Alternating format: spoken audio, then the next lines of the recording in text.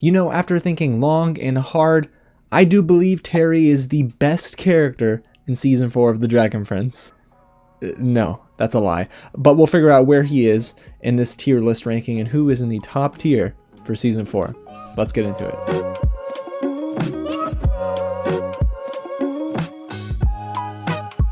What's going on, everyone? James here with another real ranking, and today we're going to get into my tier list ranking of every major character in Season 4 of The Dragon Prince. There are 23 characters in total. Now, I'm sure I'm missing some supporting characters, but guys, we got to get into some familiar faces and some new faces and find out where they rank for me in Season 4. If you've missed my coverage of The Dragon Prince, well, clearly you're missing out because I've reacted to every episode, we talked about the season in full, and I've dropped some amazing videos and content. Down below in the description, you can find that playlist. Go ahead and get lost and let me know in the comments what you guys think of this ranking, and get loud on the other videos, and let's have a conversation about Season 4 because I've noticed a lot of you have things to say.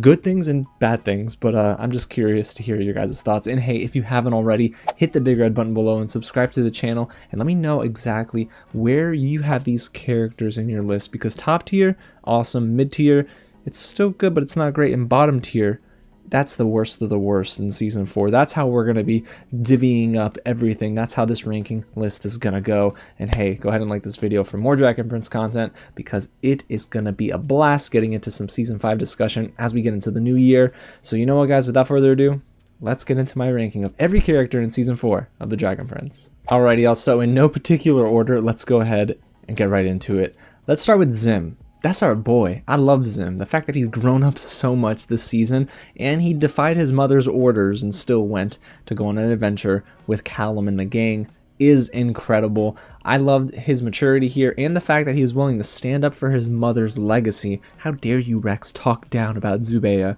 you jerk. Alrighty, so for me, Zim is always a top tier character. However, they did shy away from him a little bit this season. So I'm going to go ahead and put Zim in the mid tier. Ugh, I know. Listen, it's not a popular opinion, but I still love him. It's just, did he get a lot? Did he do a lot in this season? Probably not. He didn't get a lot of screen time, so no fault of his own, but yeah, mid tier for Season 4. Now, let's get into the next character, and that is gonna be Zubeia herself. We just got done talking about her legacy, and she had some incredible moments this season.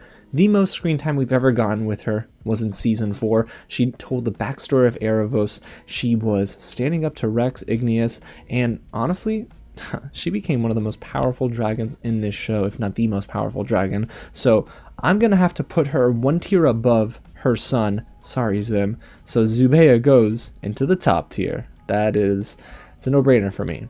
Alrighty, y'all, so let's get into this next character, and this is one who we've had a hate, love, hate relationship with Viren, because I empathize with the man, and then he picks up the staff and spear at the end of this season. I'm like, dog, what are you doing? You're resorting to dark magic after all that talk in episode 1, where you thought, maybe I can take these last 30 days to just reflect and atone for my sins. But no, Viren, you gotta go off and act a fool, and pick up that staff. You jerk. So, you know what? To be honest with you, he's still a top tier character. I'm sorry, y'all. I can't justify putting him in the mid tier. This is such a well-written villain slash sympathetic antagonist. Like, I really want him to turn it around, but like his daughter, maybe it's too little too late. So let's get into Terry, the newest member of Viren's family at this point. Terry is an interesting elf. He went from talking about farts to killing Ibis in a whole span of 3 episodes, and then went off to telling Claudia in the finale, girl, you better give Rayla the real coins. And she did it. So Terry has got a little bit of power, but I don't necessarily think he was a character I vibed with as much as the others right now in the top tier. So Terry, while I enjoyed him this season, and I think he will be crucial in Season 5, for Season 4, I'm going to put him right in the mid tier. I mean, that's, for me, a character that can only get better, and that's a good thing. Alrighty, so let's get into the cutest addition to Season 4, and that is Stella. What did you think I was going to say? Seriously, who did you think I was going to talk about, guys? Stella is one of the coolest cuddle monkeys on the block, not only helping Rayla at the end of Season 4, you know, with the whole teleportation thing. It is going to come in so much handy, or it's going to come in handy, so much handy, I can't even speak. But I do love Stella quite a bit, and I think it's a cute animal. Rayla loves Stella, and if it wasn't for Stella displaying her powers at the end of the season, she would have been a bottom tier character. But Stella, why don't we put Stella? Okay, maybe I changed my mind. Sorry. Stella, I love you. You're cute and all, but did you get much play in Season 4? No. I can't really justify putting you in the mid-tier because I do think Terry and Zim did much more than Stella. So I'm putting Stella in the bottom tier, but I still love Stella. Don't get me wrong. Alrighty, y'all. So we're getting into the more from the cutest character to the ugliest character in Season 4, Sir Sparklepuff, aka Goopy Goo Man. It is just, oh gosh, I can't stand Sir Sparklepuff. Terrible name. Aaravos' messenger. It's got nothing going for this guy. And you know what? I don't think he had much going for him in Season 4. Guys, I know they'll explain who Sir Sparklepuff is in Season 5. I mean, they have to. But this character really had not much to do but like follow everyone around and maybe help lead the crew, Viren's crew to Aaravos. I don't know. But Sir Sparklepuff for me is a bottom tier character. I'll argue with the wall because I just don't think that this character is that great. So let's move on to a character whom I actually really like in Season 4, and that is Rex Igneous. So I skipped over Soren there. We'll get there. But Rex Igneous is a character that is wonderfully voiced by Ben Cotton, and I thought that this was one of the funniest characters in Season 4, and to be honest, one of the most menacing. I loved everything with this arc in episodes 7, 8, and 9 that really did surround Rex Igneous and getting into Rex's lair.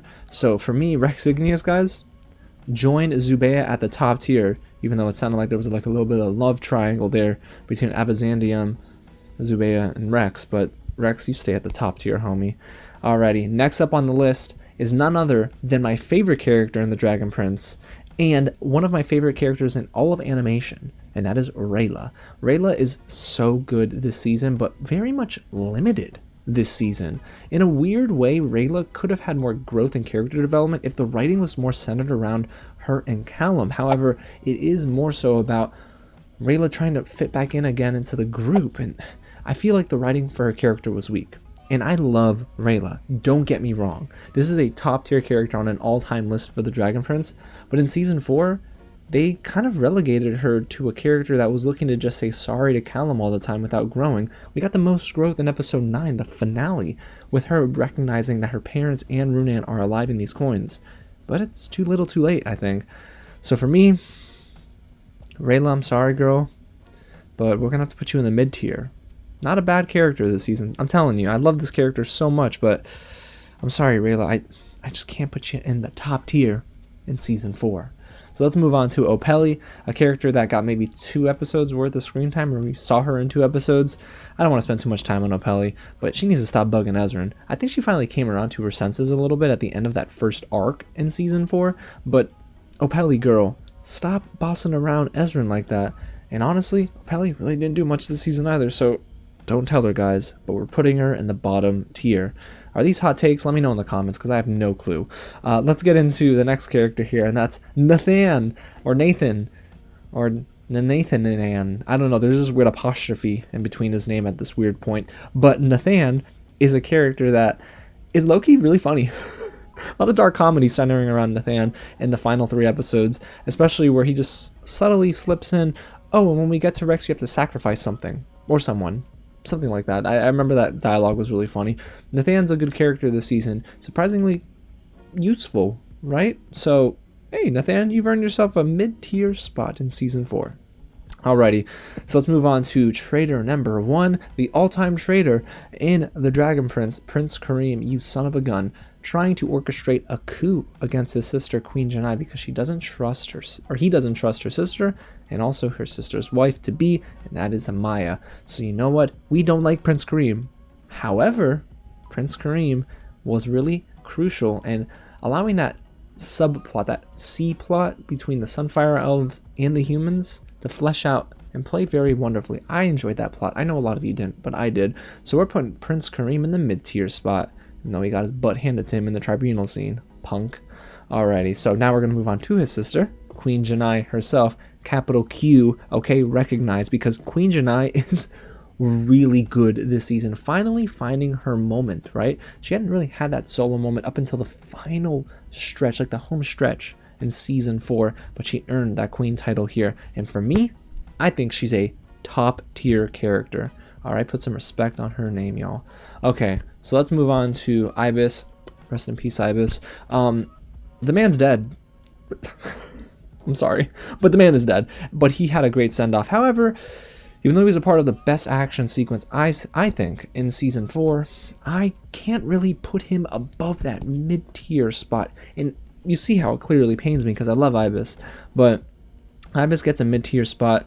Yes, crucial in trying to defend Claudia from getting the staff, but it didn't work out. Clearly, he's dead. Can't hold it against him, though. Terry was unsuspecting as the murderer. But yeah, I do think Ibis gets a mid-tier spot. Alrighty, guys. So let's get into the #1 translator in the Dragon Prince, and that is Gren. What a sweet, sweet boy, right? He's just so sweet. But, y'all, I don't know. He didn't really do much this season. I feel awful about saying that about Gren because he is a good character. Clearly, he had much more to do in seasons 1 through 3, but in season 4, he was around. But did he do much? No. So, Gren, you are a homie, right? We do love Gren, but in season 4, like in the context of season 4, Gren, you're in the bottom tier. Oh boy, and I'm getting yelled at in the comments, aren't I? Alrighty, so let's get into King Ezran, okay? Don't disrespect him. It's King Ezran. And this is a character that I feel like they could have dove into a lot more. See, I felt they were going in that direction in the beginning of season 4. And then that last half, they did stray from King Ezran quite a bit. But I will tell you, he had that speech in episode 3. And he was the glue for the group this season. You know, Callum, Rayla, Zim. He was the glue. So you know what? Ezran, join the top tier, homie. It's an exclusive club, clearly, because there's a lot more characters in the mid tier. But this next character, oh my gosh, I don't know what they were doing with Corvus this season. You're gonna introduce him, and then he plays this beautiful song. It was like the Song of Ice and Fire or something. Well, it was close to it, but I thought it was so beautiful, right? And then after episode 3, the man's just like, deuces, bye, I'm gone. Like, where are you, dog? So, the writers did him a disservice this season, but I get it, because he's not very integral to the main plot.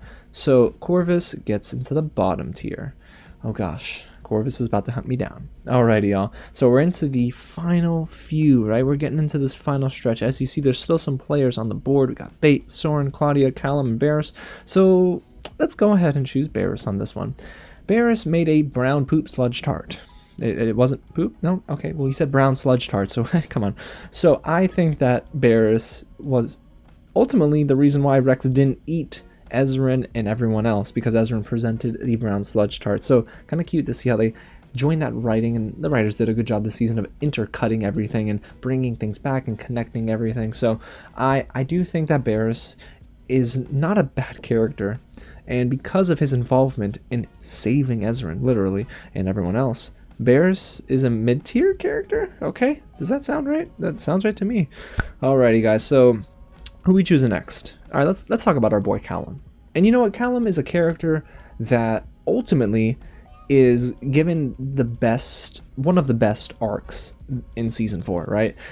He is doing quite a lot, and I love the fact that he's high mage now. And Callum, for me, will always be a top tier character. However, I thought Rayla was always going to be a top tier character from season to season, and this season, unfortunately, they took a step back from her. However, they dove right into Callum, and they gave him that spotlight moment in episode 4, right? Where Aaravos controls him. So, Callum, buddy, join the top tier with your bro.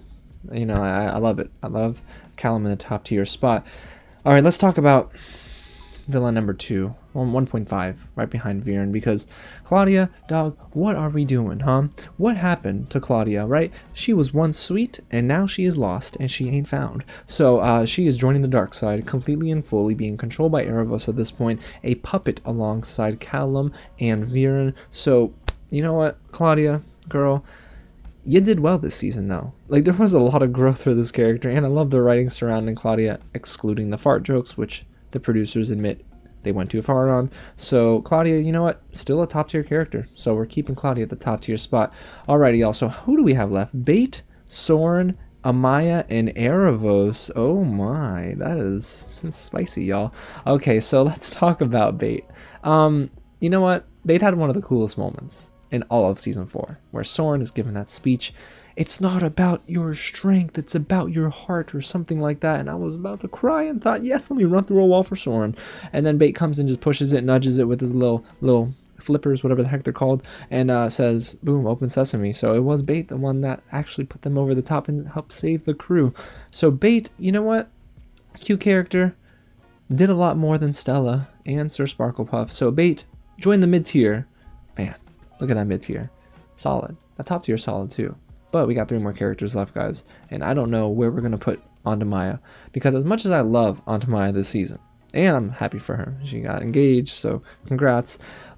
I don't necessarily know if Amaya played an integral part this season compared to previous seasons. However, she did have that awesome moment during the Drakewood episode where she is almost in a way trying to convince Queen Janai to make the right decision and spare this human, at least give her community service and some probation, but you know, don't kill her.